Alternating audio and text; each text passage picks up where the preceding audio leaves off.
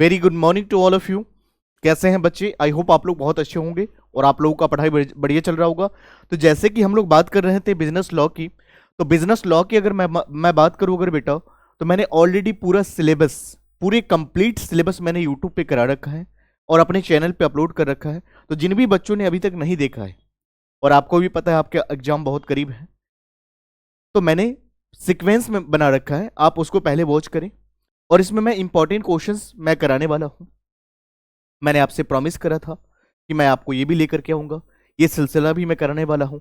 तो आज मैं वही क्लासेस लेकर के आया हूँ, और जिसमें वो क्वेश्चंस होंगे जो एग्जामिनेशन में आए हुए भी हैं पहले, और आगे भी आने के चांसेस बहुत ज़्यादा हैं। तो हम उन क्वेश्चंस को एक बार कर लेते हैं, जिससे कि हमारी कॉन्फिडेंस और बूस्ट हो जाएगी। सारे ही एक्ट है इसमें, मिक्सअप है, चाहे इंडियन कॉन्ट्रैक्ट एक्ट है, सेल्स ऑफ गुड्स एक्ट है, चाहे एलएलपी हो, चाहे कॉन्ट्रैक्ट ऑफ इंडेमनिटी हो, चाहे गारंटी हो, परफॉर्मेंस ऑफ कॉन्ट्रैक्ट हो, सारे ही कंप्लीट सॉल्यूशन हम लेकर के आए हैं बच्चे। तो आइए सबसे पहले हम लॉ ऑफ कॉन्ट्रैक्ट के अंदर बात करते हैं बेटा। यहां पर सबसे पहले आइए ट्रू और फॉल्स विथ रीजन हम डिस्कशन करेंगे कि ट्रू फॉल्स क्या है। आइए, तो N agreement without consideration is always void. यहां पर कहा गया है कि N agreement without consideration is always void. क्या बेटा ऐसा होता है? बोलिए यस और नो। तो ऐसा नहीं होता है। जनरल रूल कहता है, जनरल रूल कहता है यहां पर कि N agreement without consideration is, N agreement without consideration is void, but ऐसा नहीं होता है। फॉल्स, तो ये आपका स्टेटमेंट जो है बेटा ये फॉल्स है। An agreement without consideration is not expressly necessary to void, but it is unenforceable unless it falls under the exceptions like natural love and affection. कहने का मतलब ये वॉइड तब माना जाएगा, जनरली ये कहा गया है कि विदाउट कंसिडरेशन, विदाउट कंसिडरेशन एक कॉन्ट्रैक्ट नहीं बन सकता है। बट यहां पर अगर हम बात करें तो यहां पर कुछ एक्सेप्शंस के केस में होती हैं बेटा। यहां पर अगर ये चीज, जहां पर हम बात करते हैं नेचुरल लव एंड अफेक्शंस और प्रॉमिस टू पे, जो सेक्शन 25 के अंदर गिवन है, तो यहां पर जनरली अगर हम बात करें N agreement without consideration is void, नहीं, ऐसा नहीं होता है। बिना कंसिडरेशन के भी कॉन्ट्रैक्ट वैलिड माना जाता है। अगर हम एक्सेप्शंस की बात करें, कंसिडरेशन के अंदर एक्सेप्शंस है, तो वहां पर सेक्शन 525 में बताया गया है कि नेचुरल लव एंड अफेक्शन के थ्रू अगर कोई कॉन्ट्रैक्ट बनता है, अगर वहां पर, अगर हम बेलमेंट की अगर हम बात करें, वहां पर promise to pay time barred की अगर हम बात करें, तो इस केस में कॉन्ट्रैक्ट वैलिड होता है, ना कि वॉइड होता है।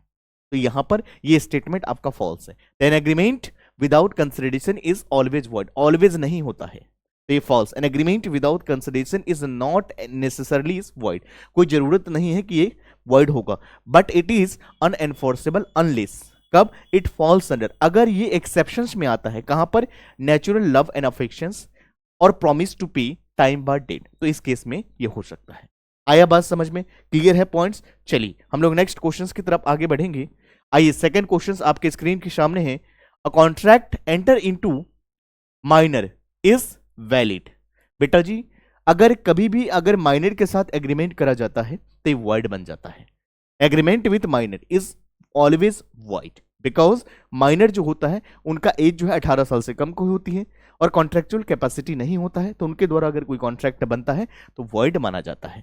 तो यहां पर आपका स्टेटमेंट जो है फॉल्स है बेटा, सबसे पहली बात। अब रीजन बताएंगे। A contract entered with a minor is void as minor lack और लीगल कैपेसिटी टू कॉन्ट्रैक्ट। आया बात समझ में? माइनर के पास ये कैपेसिटी नहीं होता है कॉन्ट्रैक्ट को परफॉर्म करने के लिए, इसीलिए उसके द्वारा किया गया कॉन्ट्रैक्ट बेटा वॉइड हो जाएगा। आई होप आपको ये समझ में आ गया, पॉइंट्स क्लियर है।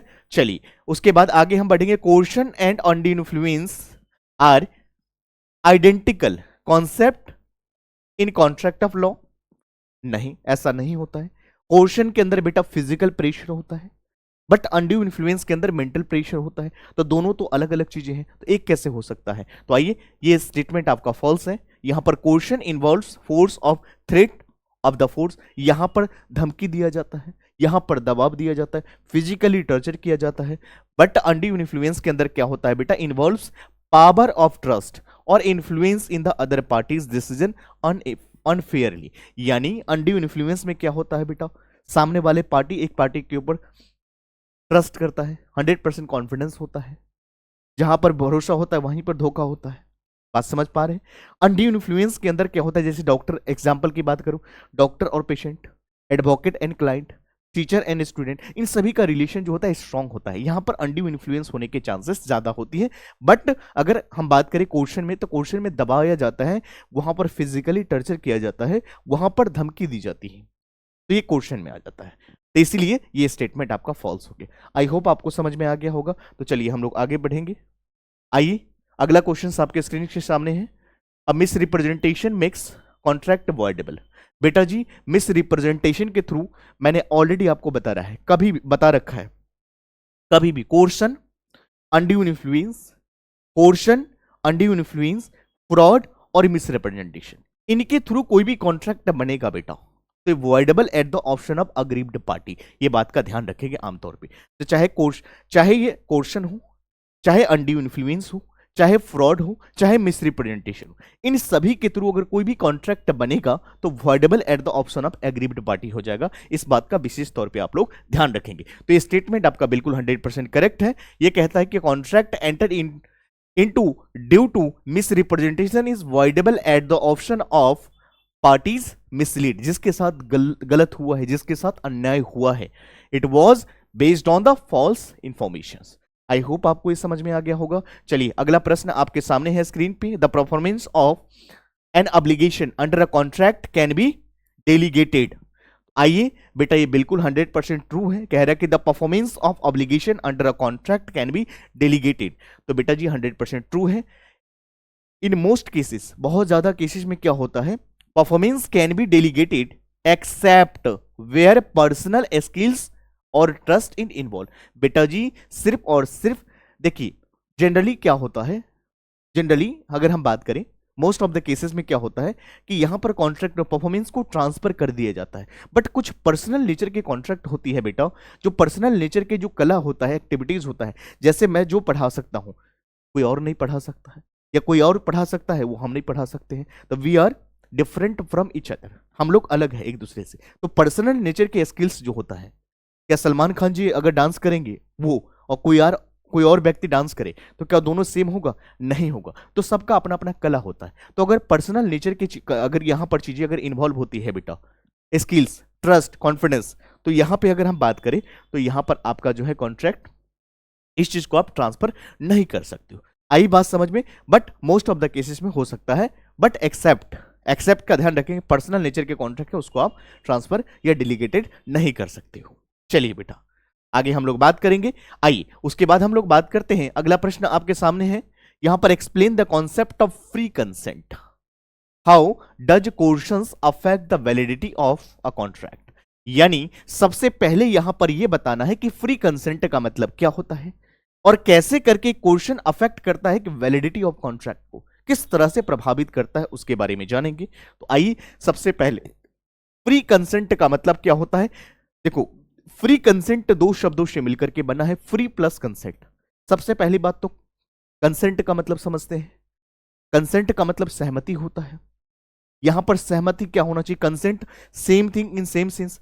मैं वैगनार बेच रहा हूं और आप BMW समझ रहे हैं, तो यानी आपका और थिंकिंग और मेरा थिंकिंग दोनों का डिफरेंट है। तो जो मैं बेच रहा हूं आप वही परचेज करते हुए होना चाहिए, या हमारी और आपकी कंसेंट सेम होना चाहिए, same thing in same sense में होना चाहिए, तभी ये कंसेंट माना जाएगा। और फ्री का मतलब एक कंसेंट फ्री होना चाहिए किस चीज से? पोर्शन से, अनड्यू इन्फ्लुएंस से, फ्रॉड से, मिस रिप्रेजेंटेशन और मिस्टेक। अगर question undue influence, fraud, miss representation होती है बेटा, इसके थ्रू कोई कॉन्ट्रैक्ट बनेगा तो वॉइडेबल बन जाएगा। ये बात का ध्यान रखेंगे। तो free consent refers to voluntary agreement of the parties to a contract without any external pressure. बेटा जी आपको मैं आपके साथ मैं कॉन्ट्रैक्ट कर रहा हूं, लेकिन आपके गर्दन के पास मैंने गन रख करके बात कर रहा हूं, यानी दबाव में आप काम कर रहे हो, मजबूर होकर के आप काम कर रहे हैं। तो इस तरह की चीजें नहीं होना चाहिए। कॉन्ट्रैक्ट करने वाला पार्टीज एकदम स्वतंत्र होना चाहिए, वहां पर उसको दबाव में नहीं आप कॉन्ट्रैक्ट कर सकते हो। यह बात का विशेष ध्यान रखोगे। क्वेश्चन हो गया, where one parties is force to agree under duress make a contract is voidable at the option of question parties. तो बेटा जी यहां पर इस तरह से हम समझेंगे कि क्वेश्चन की बात यहां पर free consent refers to voluntary agreement of the parties to contract without any external pressure. यहां पर कोई प्रेशर नहीं चलेगा। But question where one party is force, question के अंदर क्या होता है, यहां पर एक पार्टी फोर्स करते हैं to agree and duress makes the contract is voidable at the option of question party. Voidable किसके ऑप्शंस पे होगा, क्वेश्चन पार्टी के ऊपर होगा। तो आई होप आपको ये बातें समझ में आ गया, क्लियर हो रही। मैं साथ में क्वेश्चंस के साथ साथ कॉन्सेप्ट भी आपको डिस्कस कर रहा हूं और मैं चीजें और भी चीजें एडिशन दे रहा हूं ताकि आप एक एक चीजों को बेहतर तरीके से समझ पाओ। क्लियर है पॉइंट्स। चलिए हम लोग आगे बढ़ेंगे और उसके बाद अगला केस बेस्ड क्वेश्चन जो है आपके सामने स्क्रीन पे है, आइए हम लोग देखेंगे इस पे। Rohit agrees to sell his car to Priya. बेटा जी यहां पर आर है यानी रोहित है, यहां पर पी है यानी प्रिया है। तो रोहित ने प्रिया को क्या करा, कार बेचा 5 लाख रुपए में, but refuse to deliver it. But यहां पर बेटा क्या हुआ, refuse to deliver it. Can Priya show for a specific performance, क्या यहां पर प्रिया जो है अग्रीव्ड पार्टी है, क्या ये शो कर सकती है, क्या केस कर सकती है। तो आइए बेटा बिल्कुल 100% यस है कि केस करेंगे ही करेंगे बेटा, उनके साथ तो गलत हुआ है, अन्याय हुआ है, तो अन्याय कैसे सहन करेंगे, ये तो करना पड़ेगा। तो Priya can show for a specific performance under section 10 of the specific relief act if monetary compensation is insufficient and subject of the contract, it means the car is unique or not easily obtainable। तो बेटा यहां पर करना पड़ेगा, समझ में आ गया बात। तो यहां पर सिर्फ और सिर्फ यहां पर हम बात करें स्पेसिफिक परफॉर्मेंस की बात कर रहे हैं बेटा। स्पेसिफिक परफॉर्मेंस का मतलब क्या होता है, तो Priya can show for specific performance under section 10 of the specific relief act. बेटा जी यहां पर स्पेसिफिक रिलीफ एक्ट की हम लोग चर्चा कर रहे हैं। तो यहां पर देखिएगा, यहां पर स्पेसिफिक रिलीफ एक्ट ये कहता है कि मॉनेटरी कंपनसेशन इज इनसफिशिएंट। बेटा पैसा यहां पर इंपॉर्टेंट चीज नहीं है, पैसे सफिशिएंट नहीं है, यहां पर वो जो कॉन्ट्रैक्ट था उसको निभाना पड़ेगा। यानी यहां पर monetary compensation is insufficient and subject to the contract, यानी कार इज यूनिक और नॉट इजिली ऑब्टेनेबल, जिसको इजिली तरीके से स्वीकार नहीं किया जा सकता है, यहां पर परफॉर्म करना पड़ेगा। इसी को कहते हैं स्पेसिफिक परफॉर्मेंस। चलिए बेटा अब हम लोग आगे बढ़ेंगे और उसके बाद हम लोग आगे देखने वाले हैं जो सवाल। आइए तो यहां पर हम लोग बात करेंगे quasi contract. What do mean by the term quasi contract and bailment, भाई दोनों का मतलब क्या होता है आइए हम लोग समझते हैं।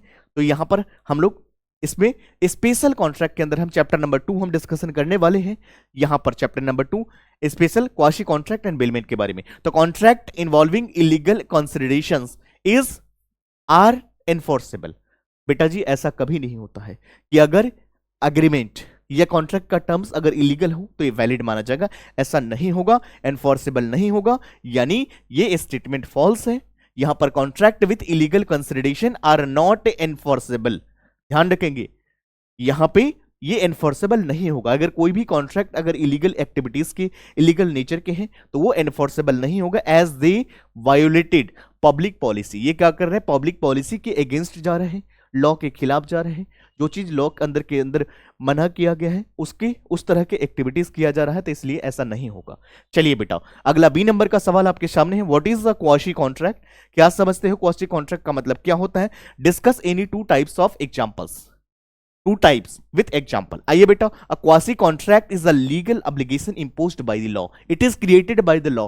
लॉ कहता है कि नाजायज तरीका से मैं किसी को अमीर नहीं बनने दूंगा, अनजस्टिस तरीके से मैं इनरिचमेंट नहीं बनने दूंगा, अमीर नहीं बनने दूंगा। आपने मान लीजिए पैसा भेजना था रामलाल को अकाउंट में, गलती से आपने श्यामलाल के अकाउंट में भेज दिया, तो लॉ कहता है कि आप नाजायज तरीके से किसी का फायदा नहीं ले सकते हो। यहां पर it is created by the law, it is the existence of the law. ये बात का ध्यान रखेंगे बेहतर तरीके से। आया बात समझ में। तो यहां पर avoid unjustice in enrichment even without formal agreement.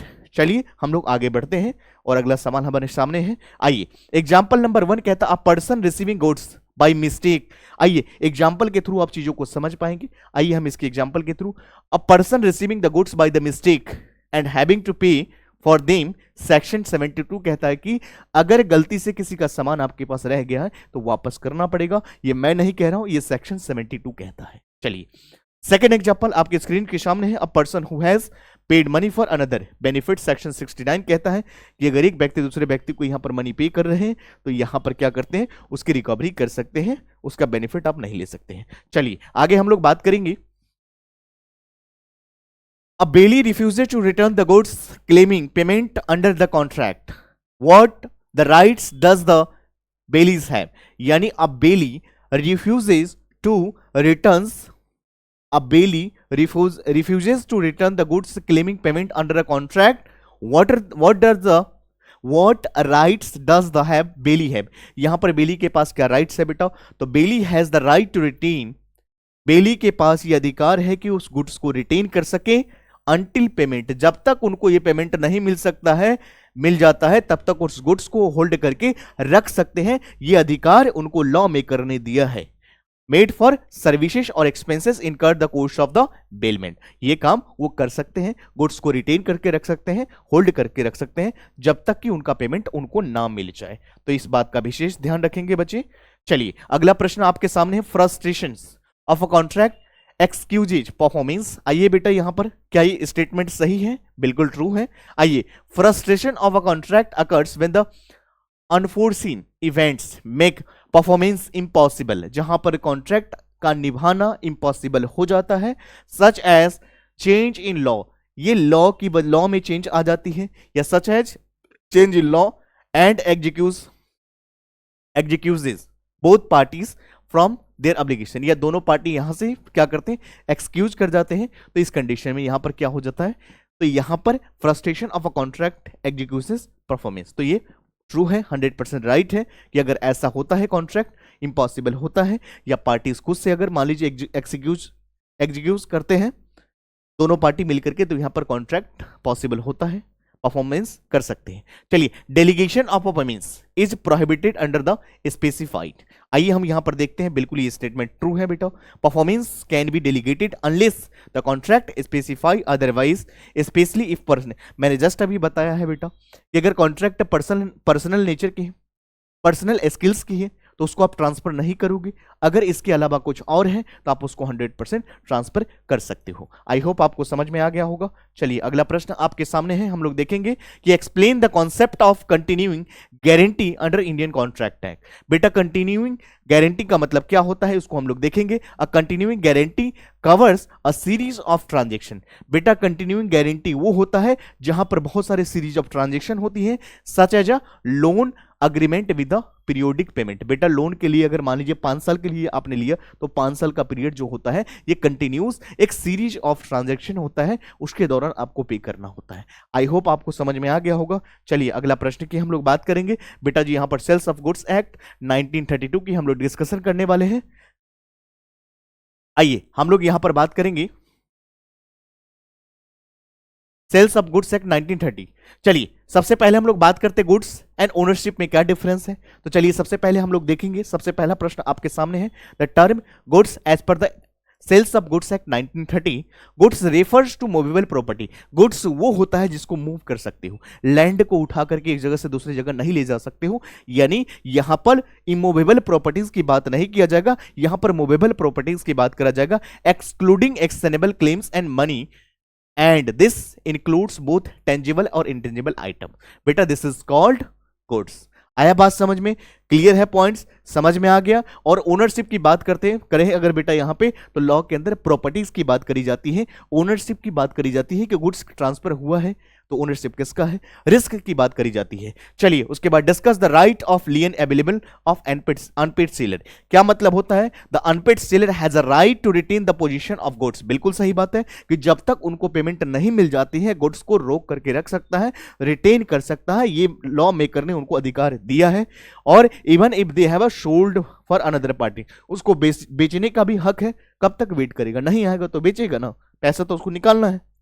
चलिए उसके बाद हम बात करते हैं an agreement to sell. An agreement to sell transfer into a sale under the certain conditions discuss with the examples. आइए, an agreement to sell becomes sale when ownership of the goods is transfer to the buyer. बेटा एक agreement to cell कब बन जाता है, जब ownership को transfer कर दिया जाता है। जैसे ईएमआई पे कोई सामान खरीदते हो, और बाद में जब सारा पेमेंट हो जाता है तो गुड्स का ओनर आप हो जाते हो।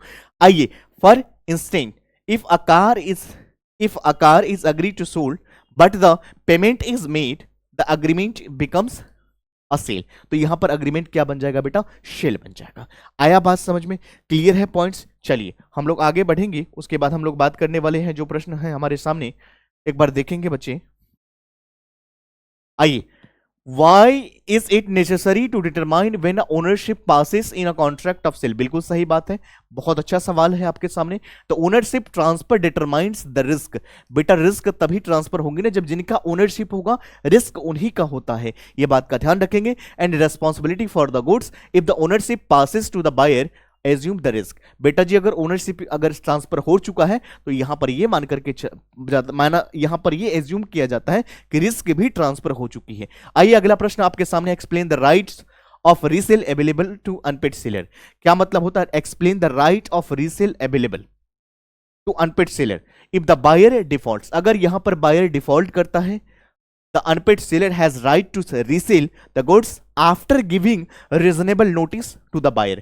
अगर यहां पर मान लीजिए अगर बायर डिफॉल्ट करता है तो अनपेड सेलर के पास ये राइट दिया जाता है कि अगर वो एक बार यहां पर आफ्टर गिविंग रीजनेबल नोटिस देने के बाद वो इसको सेल आउट कर सकता है।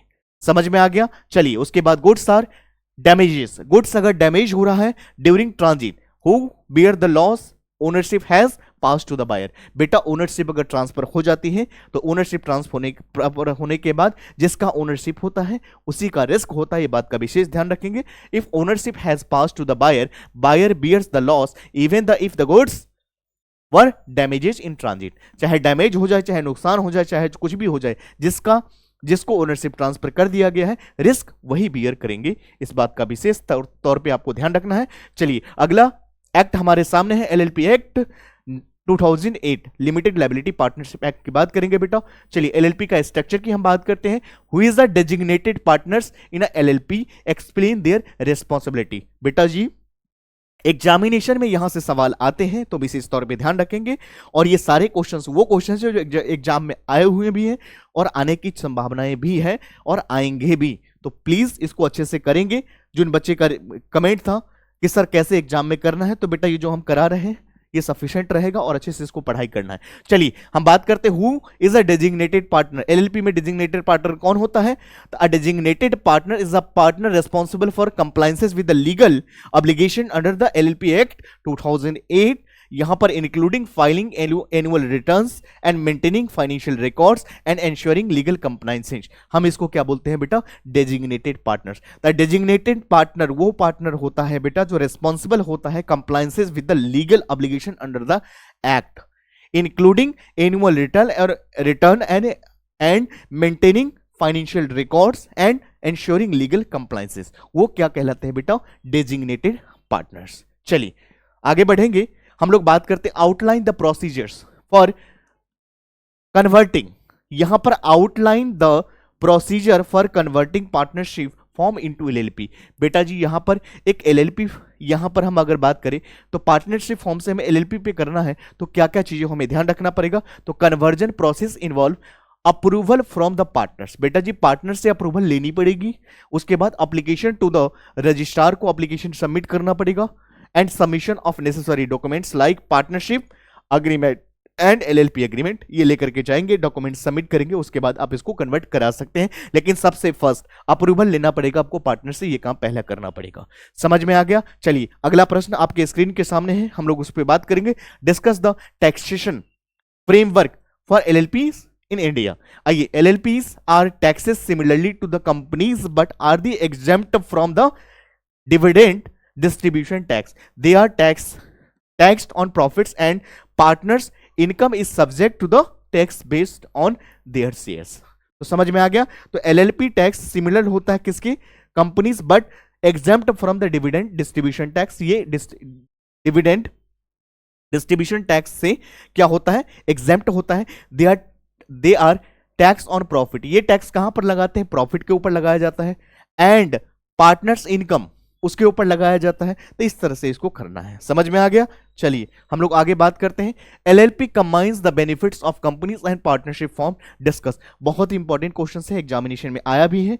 तो यहां पर यह बताया गया कि एलएलपी कुछ नहीं होता है, और मैंने बताया था क्लास के दौरान कि एलएलपी का डेफिनेशन की बात करें तो कुछ पार्टनरशिप के फीचर्स, कुछ पार्टनरशिप के एडवांटेजेस को ले लिया गया, कुछ कंपनीज के एडवांटेजेस और मेरिट्स पॉइंट को ला करके और कंबाइन करके एक सेपरेट एक्ट बनाया गया जिसका नाम है एलएलपी। तो एक कॉम्बिनेशन होता है benefits of companies and partnership form, बिल्कुल सही बात है।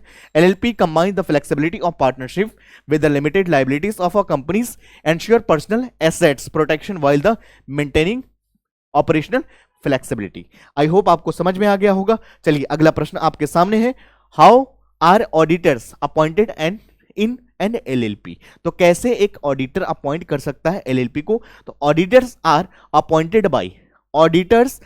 Appointed by partners through resolutions and their duties and including audit financial statement annually। इनके थ्रू हम क्या कर सकते हैं, इनको रिजोल्यूशन ला सकते हैं, their duties। तो यहाँ auditors are appointed by the partners through resolution and their duties including auditing financial statement annually. तो हमें एनुअली इसको फाइल करना पड़ेगा, तो इस बात का ध्यान रखेंगे, इस तरह से हमें करना है। चलिए आगे हम बात करते हैं, describe the incorporation process of LLP under the एलएलपीज act 2008। यहां पर हम एलएलपी की इनकॉर्पोरेशन की बात कर रहे हैं, कैसे हम इसको बनाते हैं, कैसे इनकॉर्पोरेशन किया जाता है। The incorporation process involve the applying the two the registrar with the required documents. बिल्कुल सही बात है, सबसे पहले रजिस्ट्रार को आपको ये अप्लाई करना पड़ेगा एक लीगल डॉक्यूमेंट के साथ में, including LLP agreement and name approval and partners details, ये सारा आपको देना पड़ेगा। समझ में आ गया। चलिए उसके बाद हम लोग बात करेंगे बच्चे, आइए इंफॉर्मेशन टेक्नोलॉजी यानी आईटी एक्ट की हम बात करते हैं। डिजिटल एंड साइबर सिक्योरिटीज क्या होता है बेटा? सबसे पहले which types of the contract are not covered under the IT act.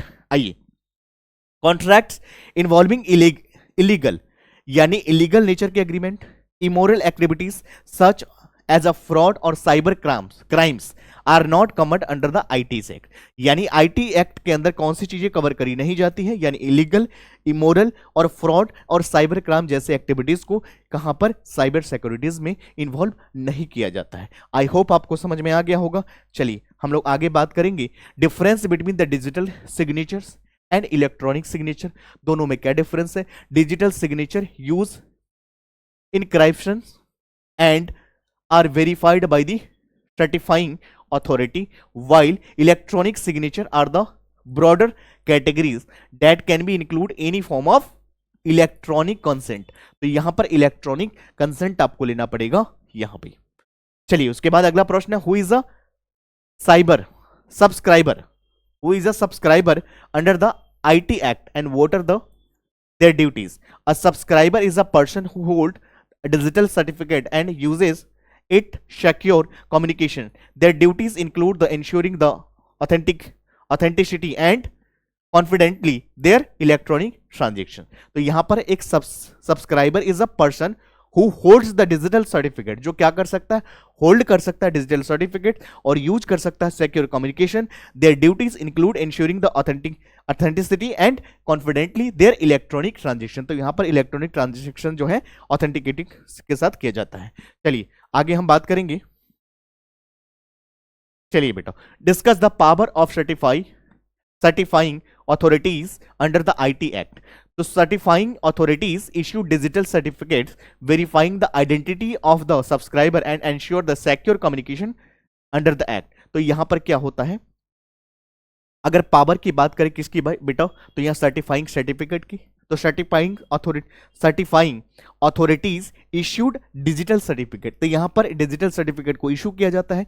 ये वेरीफाई करती है आइडेंटिटी ऑफ द सब्सक्राइबर के आइडेंटिटी को वेरीफाई करने का काम करती है, जिससे क्या होता है? कम्युनिकेशन में ट्रांसपेरेंसी दिखती है। आइए उसके बाद हम बात करें, what is meant by the cyber terrorism, explain its implications. आइए बेटा, cyber terrorism refers to the use of computer system. यहां पर कंप्यूटर सिस्टम का यूज किया जाता है to cause the harm, fear और disruptions. It includes activities like hacking, spreading virus और अटैकिंग क्रिटिकल इंफ्रास्ट्रक्चर। तो इस तरह से हमने सभी चीजों को कराया। उसके बाद अगला प्रश्न आपके सामने है, how does the IT act regulate the use of private public keys. तो देखिए, the act IT act regulate the use of private and public keys for secure communication. बेटा जी, इसका मेन मोटो क्या है? सिक्योर कम्युनिकेशन को secure कर पाए, ensuring that digital signature are the authenticating and data integrating maintain. तो इस तरह से मेंटेन कर सकते हैं। आई होप आपको समझ में आ गया होगा। इस तरह से पूरे बिजनेस लॉ की मैंने पूरे इंपॉर्टेंट क्वेश्चंस की सीरीज मैंने करा दिया बेटा। आप सभी से रिक्वेस्ट है, मेरा मोटो है education is the sharing of knowledge. अगर मैं यहां पर इस लेवल पे अगर काम कर रहा हूं तो आप लोगों से यही उम्मीद करूंगा कि देखो, खाना भी लगा करके अगर हम रख दें, लेकिन खाना तो आपको ही पड़ेगा ना। तो मैंने सब कुछ आपके सामने रख दिया है बेटा। टोटली चॉइस और डिपेंड्स ऑन यू कि आप कैसे इसको यूटिलाइज कर पाते हो। रिसोर्सेस आपके सामने रखा हुआ है, मेहनत आपने करनी है और अच्छा से मेहनत करेंगे, रिजल्ट 100% आएगा, नो डाउट। बस जितना हो सके आपकी एक शेयरिंग की वजह से क्या पता उन स्टूडेंट का भला हो सकता है जो बैठे हैं किसी प्रॉपर लेक्चर और सीक्वेंस वीडियोस का वेट कर रहे हैं। तो प्लीज इसको शेयर जरूर करेंगे और इसका पीपीटी जो है मैं अपने टेलीग्राम चैनल पे डाल दूंगा।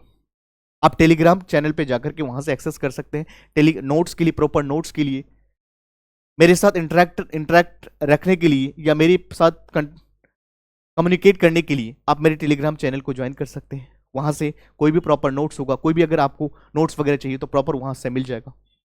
समझ में आ गया? तो इस तरह से आपको पूरे प्रॉपर करना है और सारा बिजनेस लॉ मैंने करा दिया है बहुत अच्छे तरीके से। एग्जाम से पहले उन सभी बच्चों को देखना है जो बिजनेस लॉ की प्रिपरेशन कर रहे हैं, जिनका एग्जाम 12 तारीख को है या 13 तारीख को, जब भी है प्लीज इसको जरूर देखेंगे और ज्यादा से ज्यादा शेयर करें। बाकी हम लोग मिलते हैं अगले क्लास में अगले लेक्चर के साथ। Thank you so much, take care, love you.